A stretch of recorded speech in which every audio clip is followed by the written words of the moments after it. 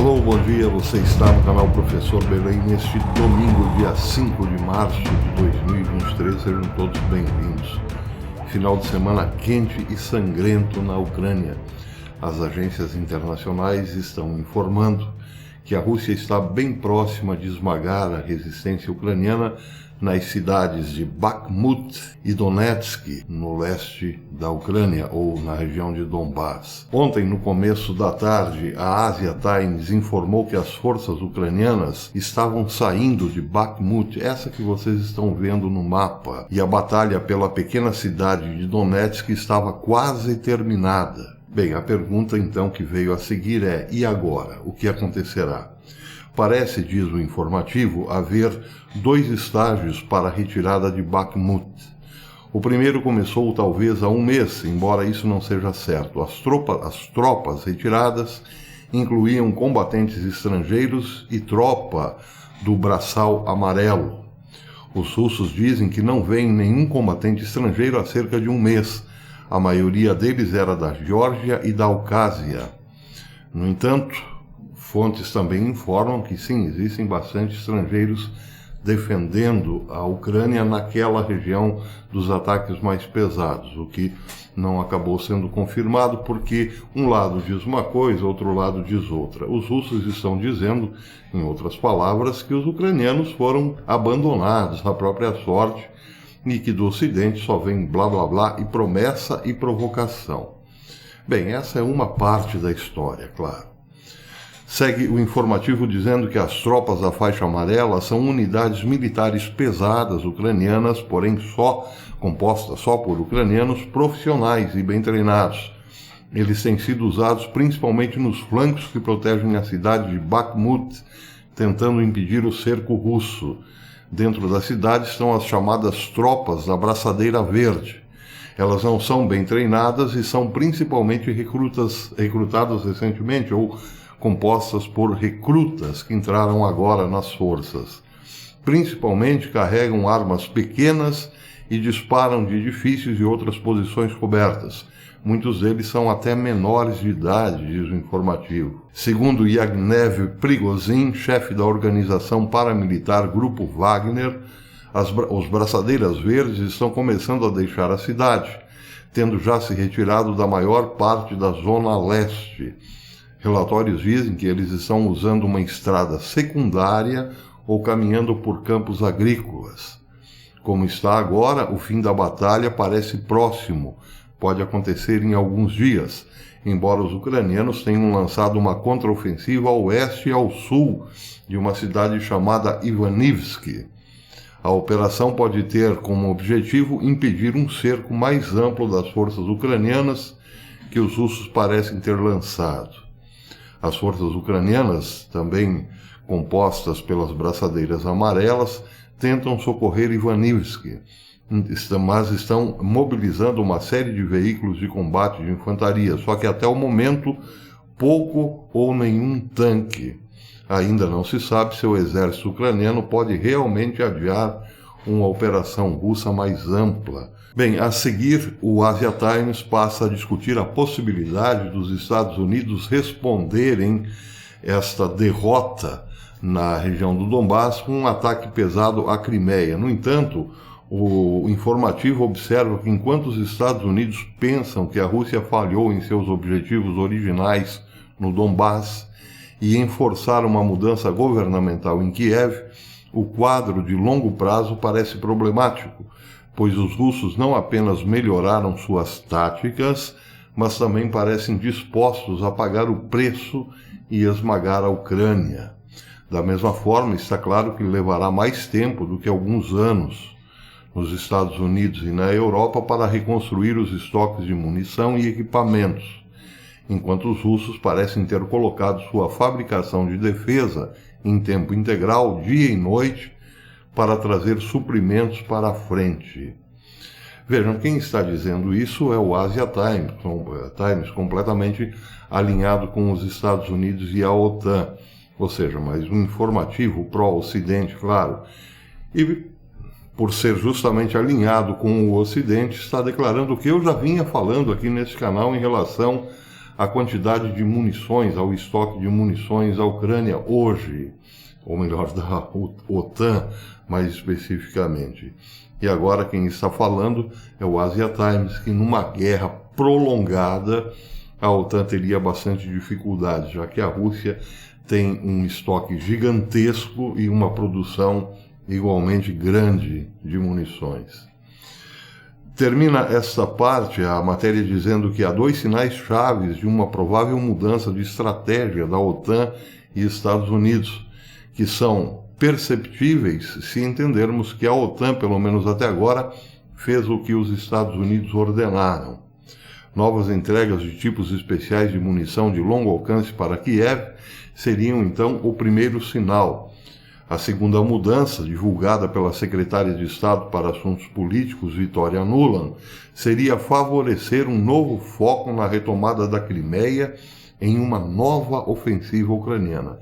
Bem, há poucos dias ela já tinha dito o seguinte: nós, Estados Unidos e OTAN, apoiaremos a Ucrânia pelo tempo que for necessário. A Ucrânia está lutando pelo retorno de todas as suas terras dentro de suas fronteiras internacionais. E estamos apoiando-os, inclusive na preparação de um próximo esforço para recuperar o seu território. A Crimeia, disse ela, há alguns dias, deve ser, no mínimo, desmilitarizada. E aí pergunta-se como desmilitarizar a Crimeia. Conversando com Putin? Não, Victoria Nuland deixa claro que o seu desejo, o seu objetivo é um ataque maciço dos Estados Unidos, da OTAN, à Crimeia. E aí só o que podemos esperar é uma escalada inimaginável no conflito. Bem, em relação à senhora Victoria Nuland, parece que o Pentágono não está satisfeito com esta estratégia. Há uma certa divisão hoje, segundo o próprio Asia Times. Oficiais altamente graduados do Pentágono não veem essa escalada com bons olhos, e isso parece óbvio. A coisa ficará realmente muito mais complicada para todo o leste europeu, para toda a Europa, por assim dizer. Mas também aumentará em muitos riscos de ataques internos nos Estados Unidos, retaliações, sem falar, claro, nas despesas da guerra. Os Estados Unidos estão escondendo uma inflação que é muito grande hoje, maquiando números, não colocando a inflação ou a carestia, o preço alto dos alimentos nos índices inflacionários. Logo mais pela frente virá o balanço das empresas, principais empresas norte-americanas, e a economia pode realmente entrar em colapso, despencar mesmo. Tudo isso, claro, será muito mais acelerado se os Estados Unidos entrarem diretamente num conflito com a Rússia dentro da Ucrânia. Mas para Biden, ou melhor, dentro da Crimeia, para Biden, no entanto, parece que Victoria Nuland está mais certa, porque ela, ao que tudo indica, segundo o Asia Times, está vencendo essas resistências dentro do Pentágono e da Secretaria de Estado. Bem, isso, como disse, é notícia da metade do dia de ontem, sábado. Mas à noite, o famoso radialista Hal Turner disse no seu rádio show que a cidade de Bakhmut estava realmente quase que totalmente tomada ou cercada pelos russos. As tropas ucranianas, disse ele, estacionadas em Bakhmut, não podem mais recuar por causa das pontes explodidas pelas forças armadas da Ucrânia. Parece que aqui é uma confusão, mas não. Hal Turner garante que essas pontes foram bombardeadas pela própria Ucrânia. Depois que o cerco de Bakhmut, disse ele, atingiu o seu clímax, soube-se que parte das forças ucranianas estacionadas no oeste da cidade recuou. No entanto, devido aos temores do abandono total da cidade, o comando das forças armadas da própria Ucrânia ordenou a demolição das pontes, que não garantem a possibilidade de retirada das tropas da cidade.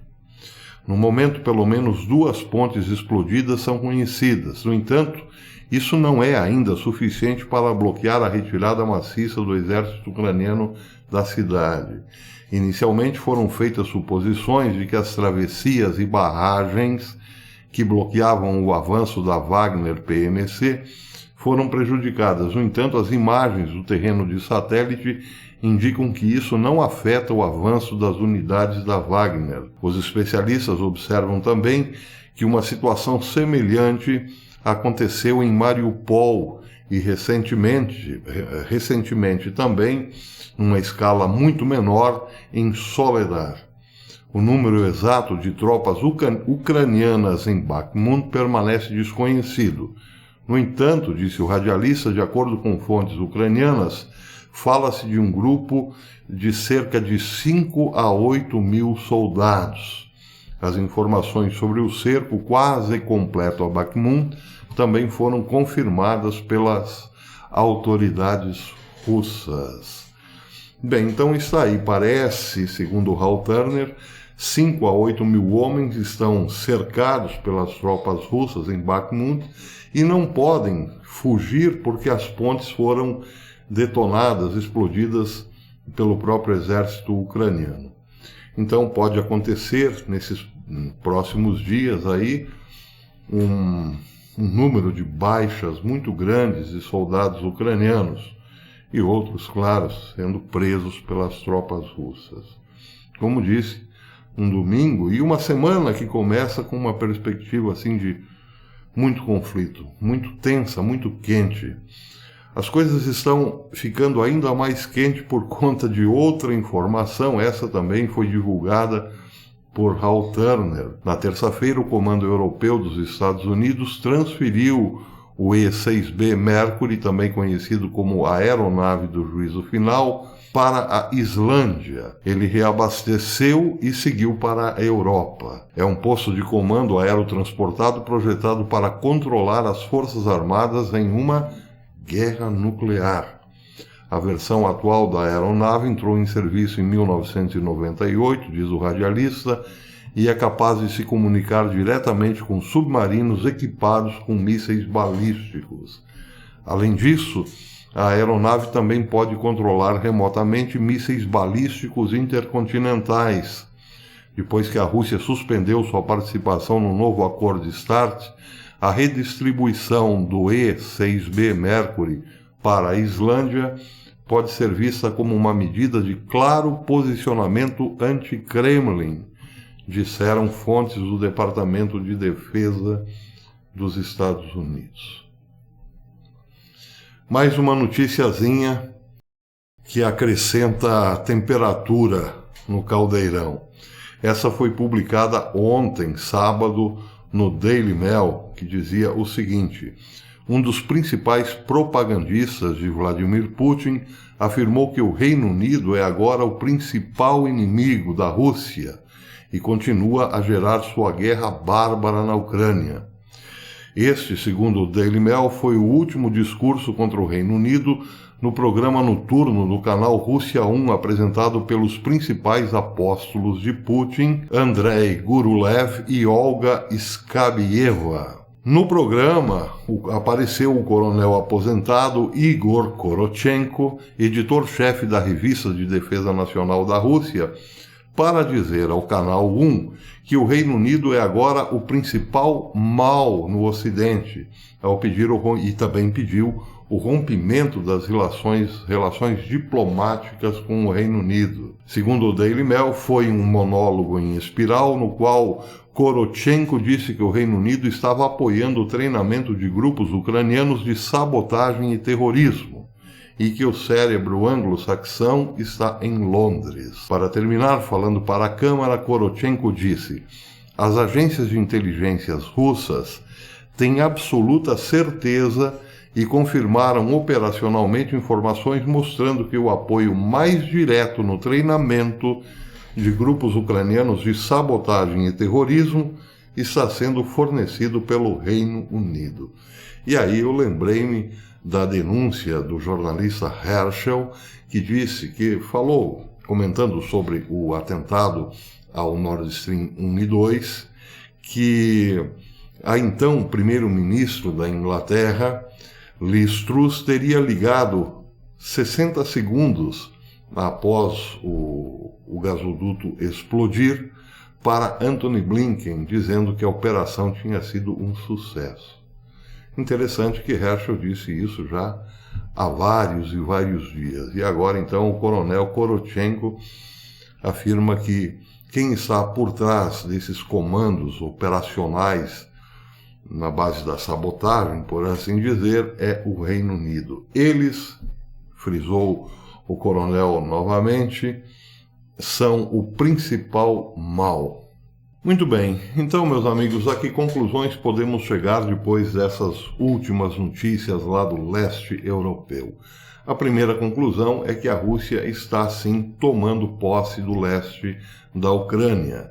E isso tem tudo a ver com o que Vladimir Putin anunciou no começo de fevereiro, que a Rússia entraria numa nova fase, ou adotaria uma nova estratégia em relação à Ucrânia. Não mais a estratégia Blitzkrieg, entrar rapidamente no país, atacar e sair.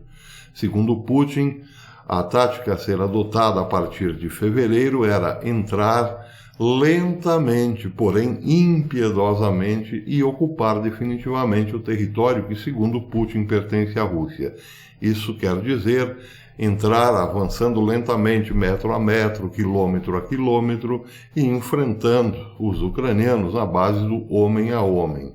E parece, sim, a operação foi colocada em prática, e a Rússia está avançando lentamente, e estima-se então que nos próximos dias terá expulsado os ucranianos do Donbás.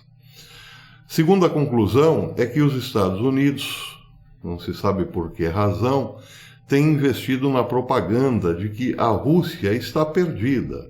A Rússia não tem forças para dominar a Ucrânia, como pensou que teria, recuou e agora não sabe o que fazer. Alguma coisa aí não está casando. Ou os russos estão totalmente errados e as notícias de que eles estão sufocando as principais cidades do Donbás são falsas, ou então é equivocada ou míope, para dizer o mínimo, a visão norte-americana ou a propaganda americana. A Rússia não estaria perdida, pelo contrário. O que falta, neste caso, é uma ação, digamos, mais realista dos Estados Unidos, em admitir que a Rússia, sim, está tomando pedaço a pedaço a velha Ucrânia, e eles, os americanos, só o que fizeram foi enviar toneladas e mais toneladas de dinheiro que não resultaram em nenhum benefício para o povo ucraniano. E aí chegamos à terceira conclusão. Os Estados Unidos enviaram bilhões e bilhões e bilhões de dólares para a Ucrânia até agora. Mas as agências internacionais de notícia estão dizendo que não veem equipamentos pesados e moderníssimos, nem aeronaves, nem tanques, como tem sido anunciado já ao longo de quase um ano nessa história. Então, para onde foi o dinheiro? Essa é a pergunta. E para onde estão indo os soldados e mais soldados prometidos pelo Reino Unido, pela França, até mesmo pela Itália? Todo mundo bate palma para Zelensky, mas parece que ninguém quer mandar os seus soldados. Os alemães não estão mandando, os ingleses parece que não, os franceses também não, os italianos não. Então, aonde estão indo esses soldados? Ou não estão? Lá nos Estados Unidos, por exemplo, ninguém aceita de boa o fato de enviar os seus filhos para uma guerra lá no leste europeu. Então parece, quarta conclusão, é que tem muito blá blá blá nessa história. De real mesmo são as toneladas de dinheiro indo para a Ucrânia, mas o dinheiro que não é investido propriamente na defesa do país, nem na reconstrução do mesmo.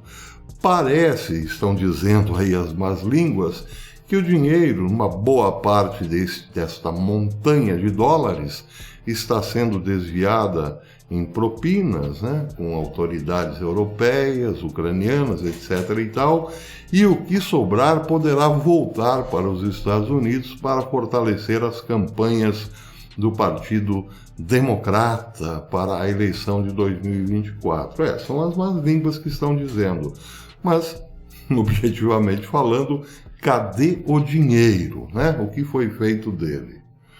E, finalmente, para escalar ainda mais a situação, o icônico avião do juízo final voando pelo leste europeu. Um avião capaz de detonar mísseis intercontinentais, nucleares, claro, de qualquer ponto em que estiver. Ele está agora na Islândia. Isso é para provocar ainda mais os russos? Bem, o fato é que o nome do avião já diz tudo, não é? Juízo final.